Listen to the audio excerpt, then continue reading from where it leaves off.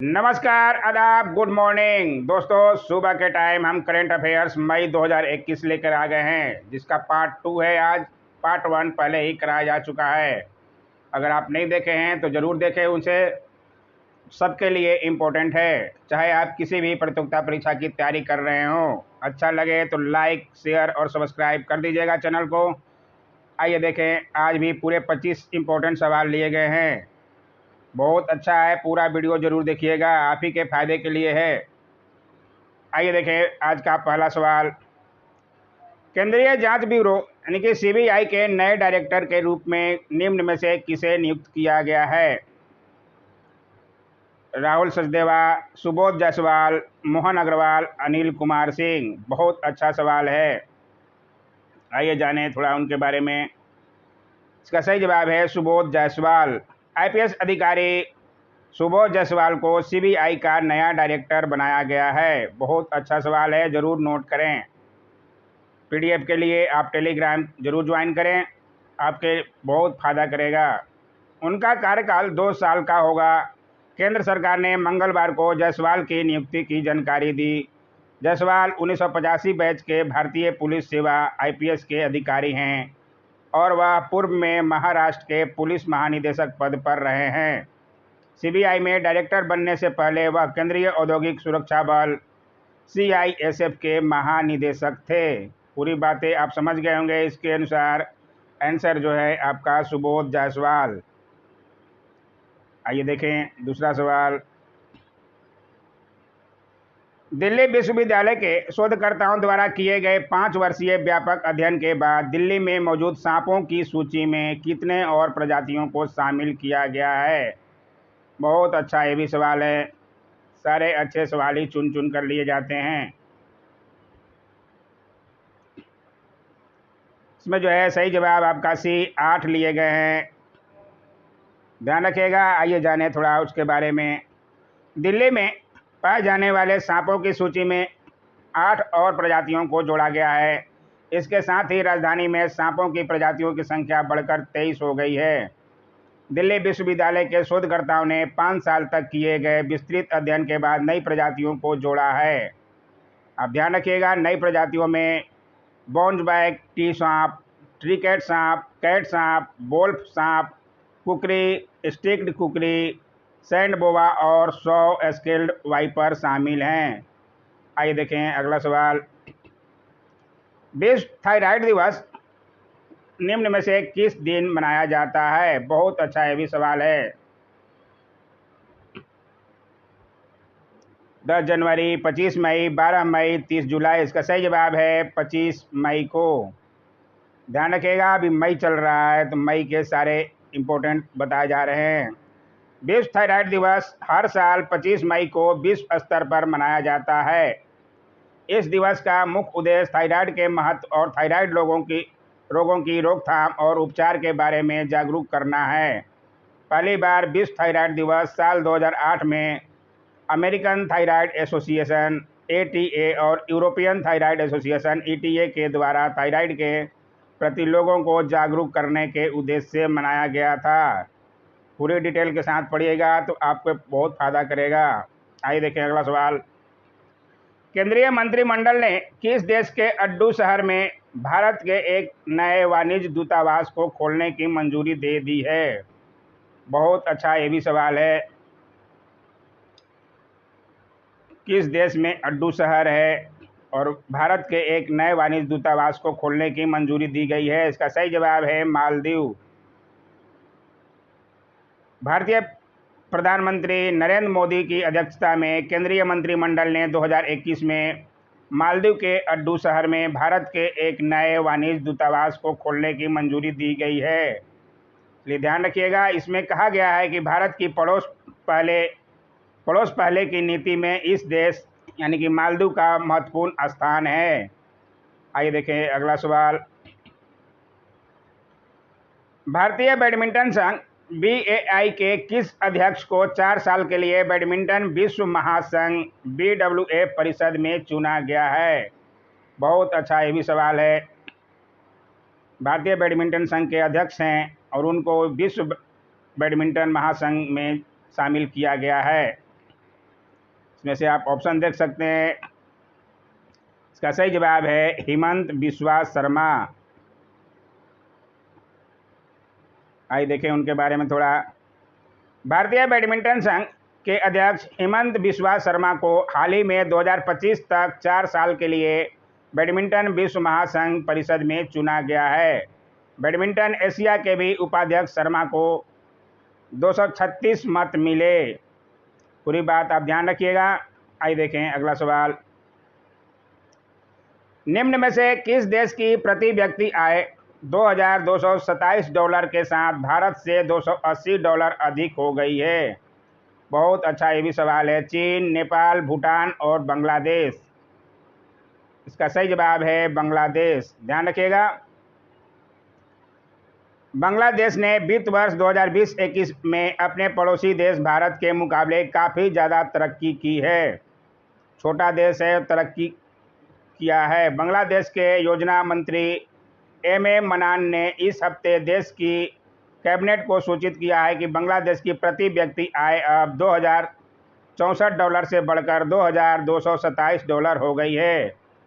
पूरी बातों को आप नोट जरूर करेंगे। बांग्लादेश की प्रति व्यक्ति आय अब भारत की प्रति व्यक्ति आय से $1,947 से $280 अधिक हो गई है, यानी कि $2,227 हो गई है।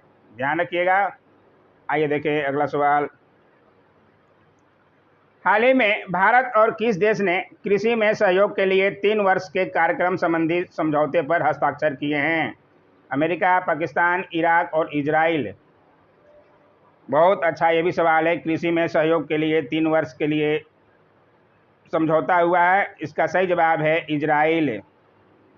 पहली बार हुआ है इसलिए ज़्यादा इम्पोर्टेंट है, आप ध्यान रखिएगा। भारत और इजराइल ने कृषि में सहयोग के लिए 3 वर्ष के कार्यक्रम संबंधी समझौते पर हस्ताक्षर किए हैं। दोनों देश भारत इजराइल कृषि परियोजना उत्कृष्टता केंद्र और भारत इजराइल उत्कृष्टता गांव संबंधी कार्यक्रम लागू कर रहे हैं। इस समझौते ने दोनों देशों के बीच लगातार बढ़ती द्विपक्षीय साझेदारी की पुष्टि करते हुए द्विपक्षीय संबंधों में कृषि और जल क्षेत्रों की प्रमुखता को मान्यता दी है, इसलिए ध्यान रखिएगा। ये देखिए अगला सवाल।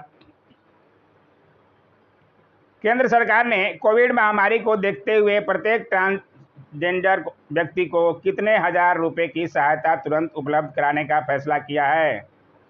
ट्रांसजेंडर व्यक्ति को, इसका सही जवाब है 1500 रुपये। ध्यान रखिएगा। केंद्र सरकार ने कोविड महामारी को देखते हुए प्रत्येक ट्रांसजेंडर व्यक्ति को 1500 रुपये की सहायता तुरंत उपलब्ध कराने का फैसला किया है, इसलिए ध्यान रखिएगा। बहुत अच्छा सवाल है। आइए देखिए। हाल ही में अमेरिकी अंतरिक्ष एजेंसी नासा ने किस साल में चंद्रमा पर अपना पहला मोबाइल रोबोट भेजने की घोषणा की है? नासा ने किया है, इसरो ने किया, तो इम्पोर्टेंट हो ही जाता है, आपको ध्यान रखना है। अमेरिकी अंतरिक्ष एजेंसी नासा ने घोषणा किया है। इसका सही जवाब है 2023 तक। हाल ही में अमेरिकी अंतरिक्ष एजेंसी नासा ने 2023 में चंद्रमा पर अपना पहला मोबाइल रोबोट भेजने की घोषणा की है। यह मोबाइल रोबोट चंद्रमा की सतह पर और इसके नीचे बर्फ और अन्य संसाधनों की खोज करेगा। यह मिशन रोबोट विज्ञान मिशन और मानव अन्वेषण को साथ साथ चलने का एक उदाहरण है। पूरी बातों को आप नोट करते हुए चलें, बहुत फायदा करेगा। गुजरात के राज्यपाल आचार्य देवव्रत ने कितने अन्य विधेयकों के साथ गुजरात धर्म स्वतंत्रता संशोधन विधेयक 2021 को अपनी स्वीकृति दे दी है? बहुत अच्छा ये भी सवाल है। गुजरात के राज्यपाल कौन है? आचार्य देवव्रत। इसमें जो है सही जवाब आपका 7। आइए देखें उसके बारे में। गुजरात के राज्यपाल आचार्य देवव्रत ने 7 अन्य विधेयकों के साथ गुजरात धर्म स्वतंत्रता संशोधन विधेयक 2021 को अपनी स्वीकृति दे दी है। ये बिल मार्च 2021 में राज्य विधानसभा के बजट सत्र के दौरान पारित किए गए थे। इनमें व्यक्ति से शादी करके जबरन और कपटपूर्ण धर्म परिवर्तन करने पर 3 से 10 साल की जेल की सज़ा का प्रावधान है। इसलिए ध्यान रखिएगा, ये 2003 के अधिनियम में संशोधन करता है। बहुत ज़बरदस्ती धर्म परिवर्तन कराया जाता है, उसके लिए कराया गया ये। आइए देखिए अगला सवाल। किस देश की राष्ट्रपति विद्या देवी भंडारी ने देश के निचले सदन हाउस ऑफ रिप्रेजेंटेटिव को भंग करके 12 और 19 नवंबर को चुनाव कराने की घोषणा की है? चीन, नेपाल, भूटान, श्रीलंका। का सही जवाब है नेपाल की राष्ट्रपति विद्या देवी भंडारी। नेपाल के प्रधानमंत्री कौन है? सब लोगों को पता होगा, विवादों में रहते हैं हमेशा, केपी शर्मा ओली। इसलिए इसका सही जवाब है नेपाल। नेपाल के राष्ट्रपति का भी आप ध्यान रखिएगा, विद्या देवी भंडारी ने। आइए देखिए अगला सवाल। एशियन क्रिकेट काउंसिल एसीबी ने 2021 एशिया कप को स्थगित करते हुए कब कराने की घोषणा की है? कोरोना के कारण बहुत सारे मैच नहीं कराए जा रहे हैं। कब कराने की घोषणा की है? इसका सही जवाब है 2023 में, क्योंकि 2022 में पहले से ही फिक्स है, इसलिए 2023 में कराने का फैसला किया गया है। ध्यान रखिएगा। आइए देखिए अगला सवाल। यूएन ने गाजा में लोगों की ज़रूरतों के लिए कितने मिलियन डॉलर सहायता राशि देने की घोषणा की है? बहुत अच्छा ये भी सवाल है। इसका सही जवाब है ए 22.5 मिलियन डॉलर। ध्यान रखिएगा।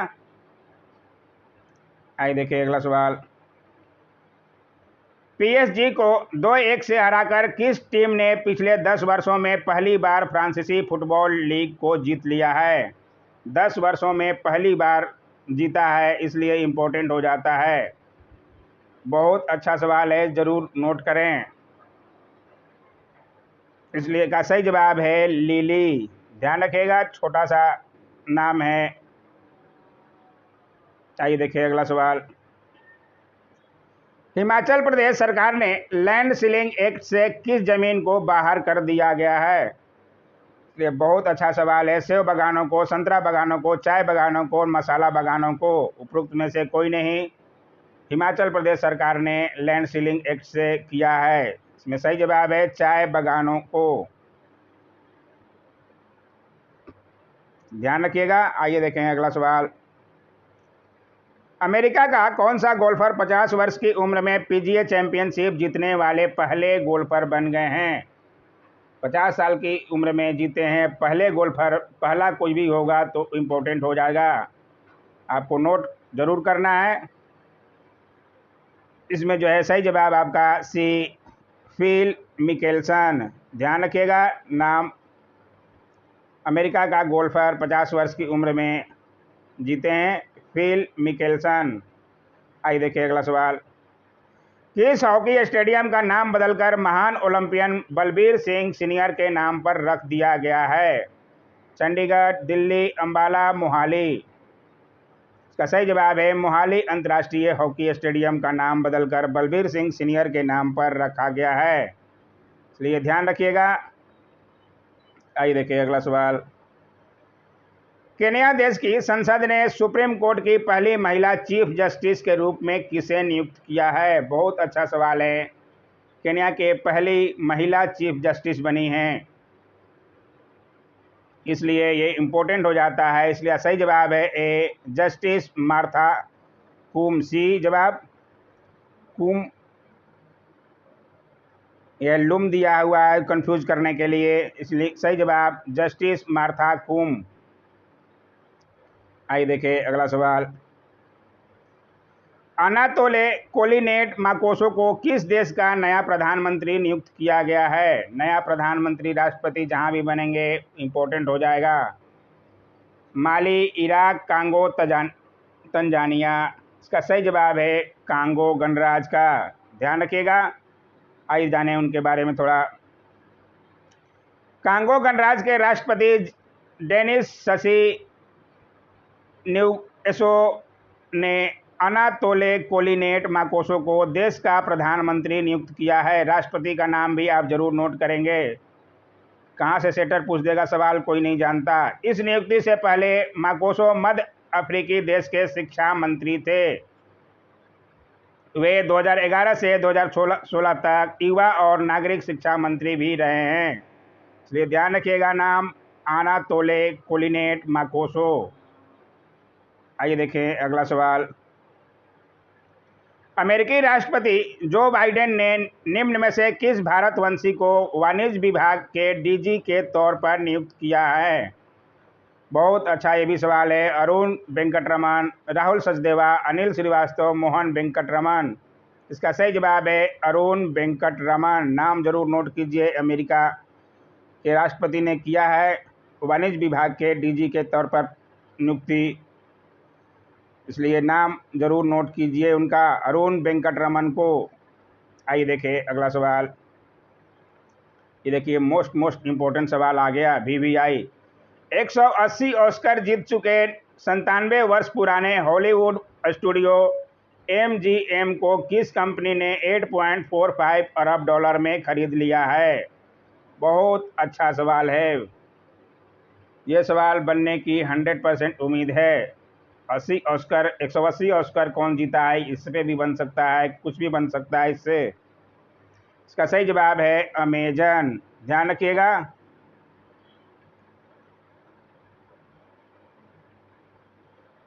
आइए जाने थोड़ा उसके बारे में।